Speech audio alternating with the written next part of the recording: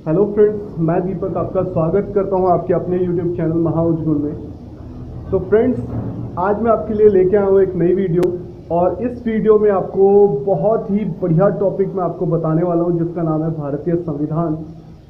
क्योंकि देखिए, ज़्यादातर जो छात्र हैं वो ये सोचते हैं कि भारतीय संविधान बड़ा ही बोरिंग चैप्टर है, बहुत ही दिक्कत वाला चैप्टर है, दिक्कत करता है। लेकिन एक बात याद रखिएगा कि इस चैप्टर में से आपको हर लेवल के एग्जाम में 1 से 2 क्वेश्चन देखने को मिलते हैं।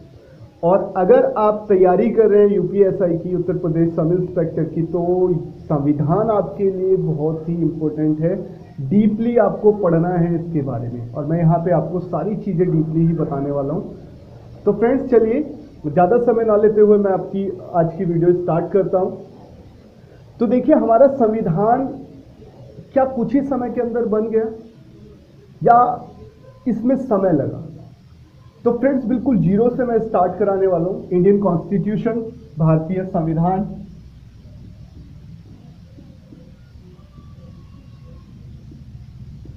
Indian constitution. और देखिए, हम लोग सीखेंगे कि कहां से ये इसकी नींव रखी गई, पहला पत्थर कहां पर रखा गया, कैसे लोगों ने सोचा, कैसे भारत के नागरिकों ने सोचा कि हमारा भी एक संविधान होना चाहिए। तो फ्रेंड्स, यहाँ पर देखिए, मैं आपको बिल्कुल जल्दी से स्टार्ट कर देता हूँ। यहाँ पर क्या होता है कि भारत, जैसा आप जानते हैं कि सोने की चिड़िया था और भारत काफ़ी समृद्ध था। भारत के पास काफ़ी अच्छी मात्रा में खादान होते थे, खनिज होते थे, ठीक है। तो ये सारी चीज़ें भारत में बहुत अच्छी होती थी। विदेश से लोग हमारे यहाँ पर घूमने आते थे, देखते थे। जब वहाँ पे अवलोकन यहाँ की संस्कृति का करते थे तो अपने देश में जाके जब इसे बताते थे कि भारत में ये चीज़ें काफ़ी अच्छी मात्रा में हैं, भारत ऐसा है, भारत ऐसा है। तो यही चीज़ें जब एक ब्रिटेन की एक कंपनी थी, ब्रिटिश ईस्ट इंडिया कंपनी, उसके सुनने में ये सारी चीज़ें आती हैं तो सोचती है कि क्यों ना भारत से व्यापार किया जाए, और इसी सिलसिले में वो भारत में आती है। तो याद रखिए, ब्रिटिश कंपनी सबसे पहले जो आती है वो व्यापार करने के उद्देश्य से भारत में आती है, क्योंकि भारत में सभी चीज़ें काफ़ी अच्छे, काफ़ी सस्ते दामों में थी और श्रम तो यहाँ पर लगभग मुफ्त ही मानिए कि श्रम काफ़ी सस्ता था। तो फ्रेंड्स, मैं बताता हूँ, देखिए, जब ब्रिटिश कंपनी यहाँ पर व्यापार करती है, यहाँ की संस्कृति को टटोलती है, तो वो देखती है कि यहाँ पर शासन किया जा सकता है, यहाँ पर कब्जा किया जा सकता है। क्योंकि भारत में एकता का बहुत ही अभाव था। एक राजा दूसरे राजा की मदद के लिए नहीं चाहता था। एक राजा दूसरे राजा की जो साम्राज्य था उसको हड़पना चाहता था। पैसों के लालच में, धन के लालच में कोई भी कुछ भी कर सकता था।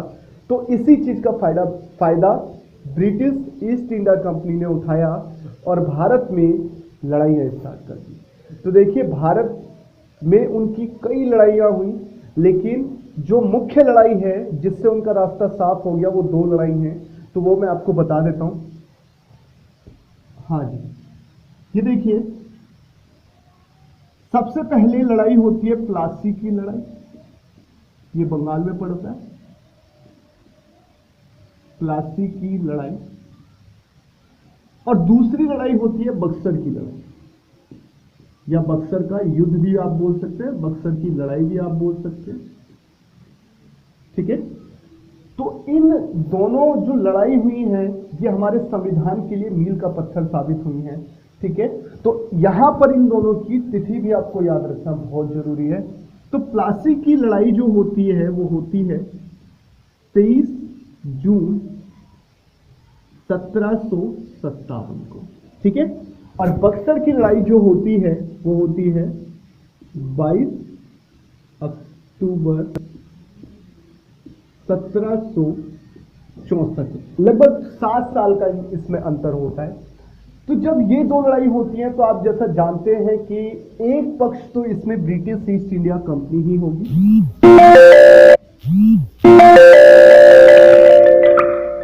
एक पक्ष था ब्रिटिश ईस्ट इंडिया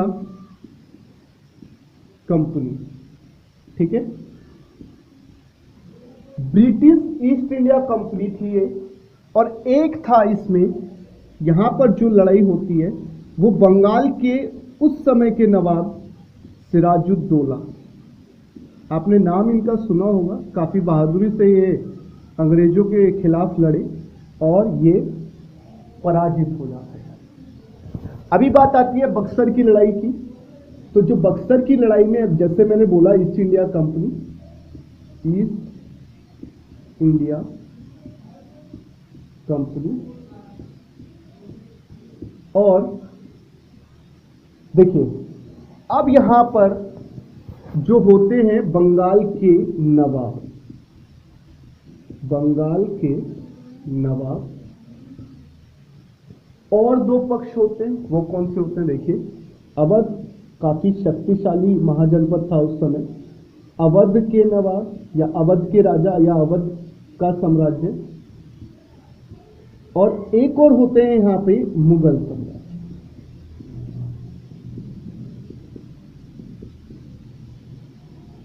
मुगल साम्राज्य। देखिए, जब सभी ने देखा कि नवाब सिराजुद्दौला को हराकर ब्रिटिश ईस्ट इंडिया कंपनी ने बंगाल पर या उस हिस्से पे जहां ये राज्य करते थे शासन कर लिया है, तो यहां पे वो थोड़ा सा एकत्र हुए। तो यहां पे इसी कारण से बंगाल के नवाब, अवध के और मुगल साम्राज्य इकट्ठा होकर ईस्ट इंडिया कंपनी के खिलाफ लड़ते हैं। लेकिन देखिए रिजल्ट क्या होता है कि दोनों ही लड़ाई ब्रिटिश ईस्ट इंडिया कंपनी जीत जाती है। अब जब दोनों लड़ाई ईस्ट इंडिया कंपनी जीत जाती है तो वहां से बंगाल पर इनका शासन स्थापित हो जाता है। बंगाल को उस समय पे काफी समृद्ध माना जाता था। तो बंगाल पे जब ये शासन कर लेते हैं, जब ये अपना कब्जा कर लेते हैं, तो उस दौरान क्या होता है? क्या ये ब्रिटिश ईस्ट इंडिया कंपनी बेलगाम थी? नहीं, ये कंपनी जो ब्रिटिश संसद था उसके अधीन काम करती थी। ब्रिटिश संसद के रूल इस पे लागू होते थे और ये रूल लागू करती थी भारत पे, यानी कि बंगाल पे। तो बंगाल पर जो शासन है अच्छे तरीके से चले, सुचारू रूप से बंगाल पे शासन किया जाए, समय समय पे ब्रिटिश संसद ने एक्ट पारित किए, और जब धीरे धीरे ये एक्ट पारित हुए, भारत में लागू हुए, तो इन्हीं एक्ट को आगे बढ़ाकर हमारा भारतीय संविधान बनाया गया। ठीक है, तो देखिए मैं इसके बारे में डिटेल में आपको बताऊंगा, सभी चीजें आपको पता होनी चाहिए।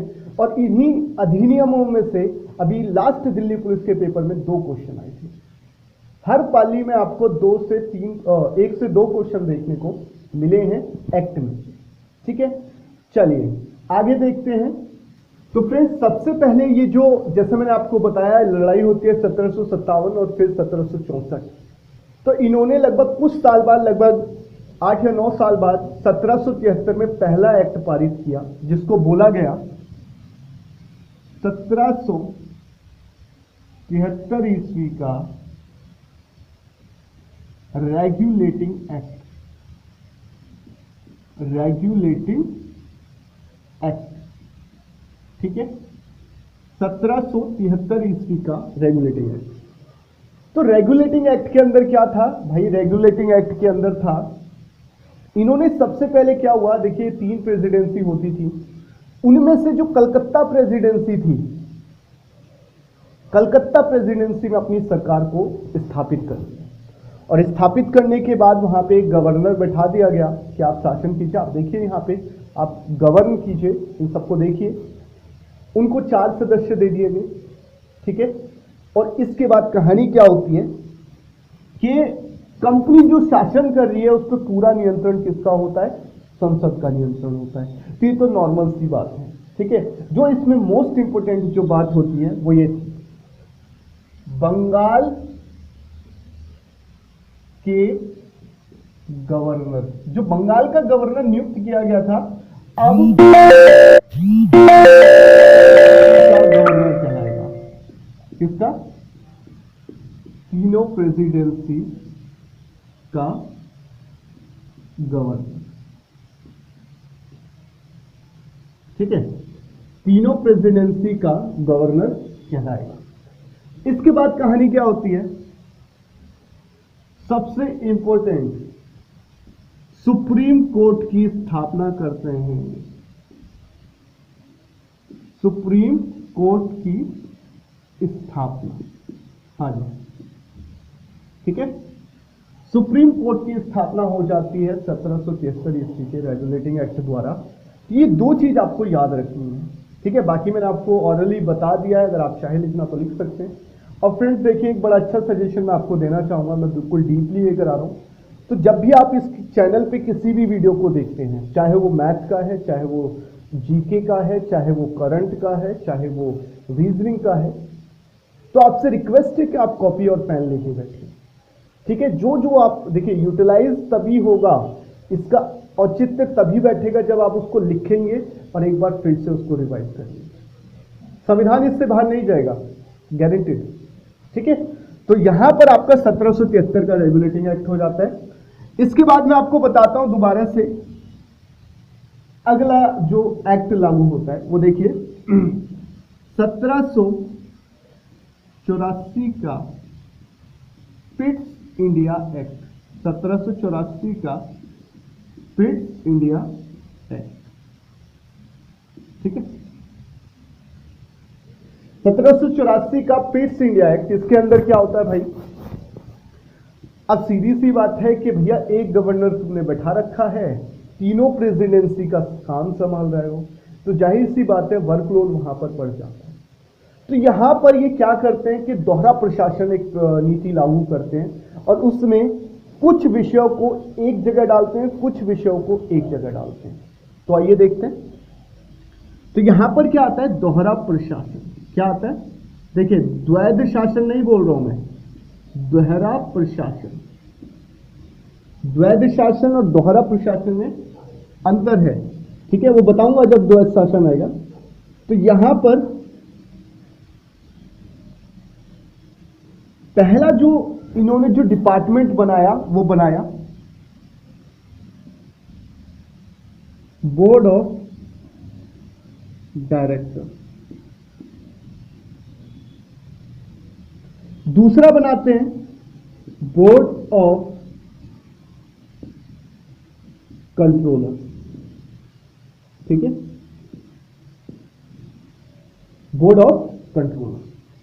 अब जाहिर सी बात है, जब ये दो विभाग, मतलब कि ये दो चीजें बना दी गई हैं, तो इसमें सब्जेक्ट भी डालेंगे। तो यहां पर याद रखिए, इसमें जो सब्जेक्ट थे वो सिर्फ व्यापारिक मामलों के लिए थे। देखिए, आज भी जैसे बोर्ड ऑफ डायरेक्टर बैठते हैं तो व्यापार के संबंधित ही होते हैं, वो कंपनी में बैठते हैं, तो आप ऐसे याद कर लीजिए, बोर्ड ऑफ डायरेक्टर व्यापारिक मामले। अगर व्यापारिक कोई भी मामला है तो आप कहां जाएंगे? बोर्ड ऑफ डायरेक्टर के पास। बोर्ड ऑफ डायरेक्टर सभी चीजें उसकी देखेगा।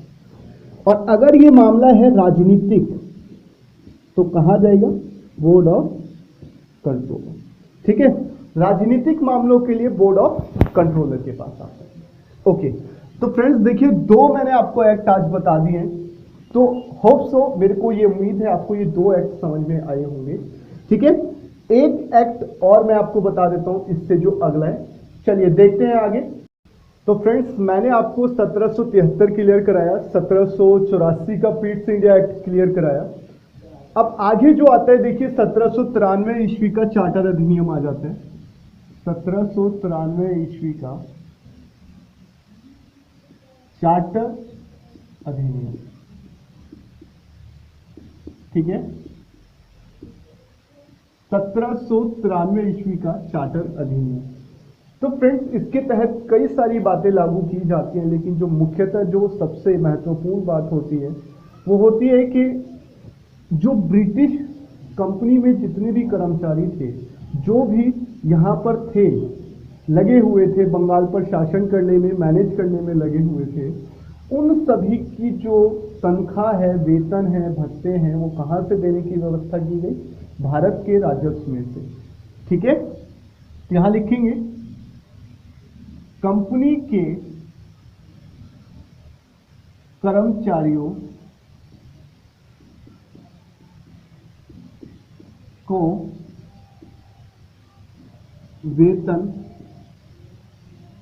भत्ते सभी भारतीय राजस्व में से देने की व्यवस्था। तो ब्रिटिश संसद ने ये काफी अहम एक कदम, एक एक्ट के अंदर एक कदम उठाया। और देखिए सीधी सी बात है, ये हमारे लिए तो बिल्कुल भी फायदेमंद नहीं था। सीधी सी बात है, आप हमारे ऊपर आप राज कर रहे हैं, हम लोग जो भी उगाते हैं उससे जो भी हमको मिलता है। देखिए रेलवे का जो शुरुआत की थी वो ब्रिटिश ने की थी, ब्रिटेन के लोगों ने की थी। क्यों की थी? ऐसा नहीं है कि वो हमको गिफ्ट देना चाहते थे, तोहफा देना चाहते थे। उनको पता है कि यहाँ पर कच्चा माल काफ़ी सस्ता मिलता है, तो वो जल्द से जल्द और आसानी से ट्रेन के जरिए हमारे भारत से माल ले जा सके, इसलिए उन्होंने रेलवे का निर्माण किया। ठीक है फ्रेंड्स, तो यहाँ पर भी देखिए यही काम हो रहा है। भारत जो भी कमाएगा, भारत का जो भी राजस्व होगा, ठीक है, वो सारा का सारा उसी में से तनख्वाह दी जाएगी, वेतन दिया जाएगा ब्रिटिश कर्मचारियों को। तो फ्रेंड्स सबसे इंपॉर्टेंट यही था। तो फ्रेंड्स मैंने आपको ये 3 एक्ट कंप्लीट करा दिए इस वीडियो में। देखिए अगर मैं चाहूँ तो यहाँ पर ज़्यादा एक्ट मैं आपको पढ़ा सकता हूँ, लेकिन फ्रेंड्स मेरा खुद का पर्सनली ये मानना है कि आप थोड़ा कीजिए लेकिन अच्छा कीजिए। ठीक है, आप हमेशा याद रखिए। देखिए क्या होता है कि हम लोग किताबें इकट्ठा करते हैं, ये मैं पर्सनल एक्सपीरियंस से बता रहा हूँ। हम लोग किताबें इकट्ठा करते हैं, लेकिन कोई भी किताब ऐसी नहीं होती जिसको हमने पूरी तरीके से पढ़ा है, अच्छी तरीके से पढ़ा। तो फ्रेंड्स किताब आप एक लीजिए, लेकिन उसको 10 बार पढ़िए। हर टॉपिक आपके पेन के नीचे से 10 बार जाना चाहिए। तो फ्रेंड्स मैं गारंटी देता हूँ आपका एक लेवल सेट हो जाएगा। जब ये लेवल आपका बन जाएगा तो कोई भी टेस्ट आपका बड़े आसानी से क्रैक हो जाएगा। तो फ्रेंड्स ये 3 एक्ट थे इस वीडियो में, और मैं जल्दी हाजिर होऊंगा आपके सामने एक नई वीडियो लेके जिसमें हम आगे के एक्ट समाप्त करेंगे। तो फ्रेंड्स वीडियो देखने के लिए बहुत बहुत धन्यवाद। जय हिंद।